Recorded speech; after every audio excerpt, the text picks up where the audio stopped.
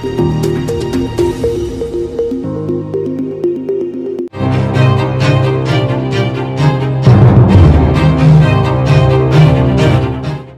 शराब घोटाले मामले में ईडी की गिरफ्तारी से बचने के लिए जुगाड़ लगा रहे दिल्ली के मुख्यमंत्री अरविंद केजरीवाल की मुश्किलें कम होने का नाम नहीं ले रही। दिल्ली हाई कोर्ट ने 9 अप्रैल को केजरीवाल की याचिका पर सुनवाई करते हुए पूरे 25 मिनट तक उन्हें एक के बाद एक झटका दिया। हाई कोर्ट ने केजरीवाल को पहला झटका तब दिया जिसमें उन्होंने ईडी की गिरफ्तारी का विरोध किया था। कोर्ट ने अपना फैसला सुनाते हुए कहा कि जांच एजेंसी के जुटाए गए सबूतों से पता चलता है कि केजरीवाल ने दूसरे आरोपियों के साथ मिलकर पूरी साजिश रची। कोर्ट ने कहा कानून की नजर में आम नागरिक और मुख्यमंत्री समान है।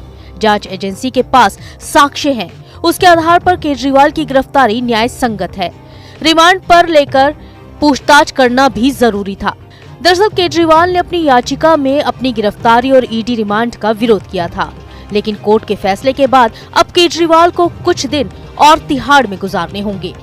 हाई कोर्ट की पीठ ने कहा कि ये मामला सिर्फ केजरीवाल की गिरफ्तारी और रिमांड का नहीं है, बल्कि आम आदमी को ये समझना भी जरूरी है कि गिरफ्तारी और रिमांड वास्तविकता में क्या है। कानून सभी पर समान रूप से लागू होता है और अदालतों पर सरोकार संवैधानिक नैतिकता से है, न कि राजनीतिक नैतिकता से। ऐसे में जब आरोप लगाने पर एक आम आदमी को तत्काल गिरफ्तार किया जा सकता है और पूछताछ के लिए उसे रिमांड पर लिया जा सकता है, तो इस मामले में मुख्यमंत्री होने का लाभ केजरीवाल को नहीं दिया जा सकता। कोर्ट ने ये भी कहा कि वर्तमान याचिका जमानत के लिए नहीं है, बल्कि ईडी की गिरफ्तारी को चुनौती देने के लिए दायर की गई है। इस तरह की याचिका अवैध है और उच्चतम न्यायालय के फैसले का उल्लंघन है। इस याचिका पर विचार नहीं किया जा सकता। जांच एजेंसी पूछताछ करना चाहती थी, इसलिए विशेष अदालत ने विधि अनुसार केजरीवाल की रिमांड ईडी को दी। इसमें भी कोई खामी नहीं है।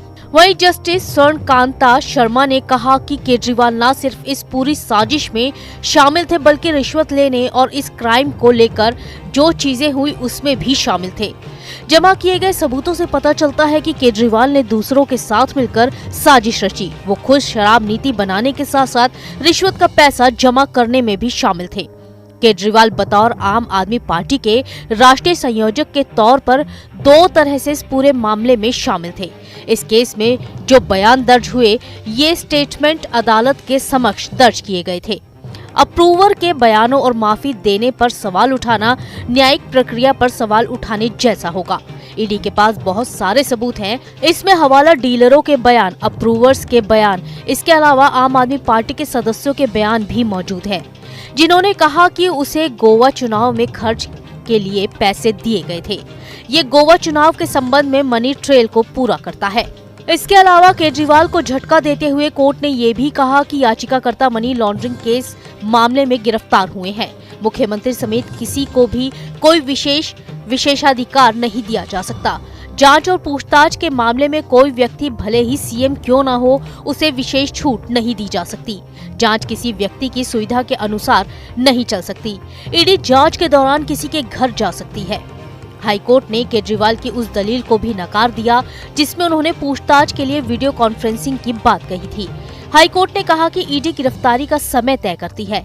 हाईकोर्ट ने कड़ा रुख अपनाते हुए केजरीवाल की चुनाव की घोषणा के बाद हुई गिरफ्तारी वाले तर्क पर कहा कि इस तर्क को स्वीकार करने का मतलब होगा कि अगर चुनाव के समय गिरफ्तारी नहीं हुई होती तो इसे चुनौती नहीं दी जा सकती थी।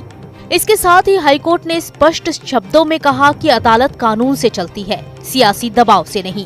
वर्तमान मामला केंद्र व केजरीवाल के बीच नहीं, बल्कि केजरीवाल और ईडी के बीच है।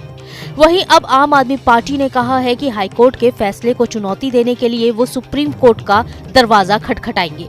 लेकिन हाईकोर्ट के इस फैसले से ये समझ में आता है कि केजरीवाल को कभी फटकार तो कभी नसीहत दी गई।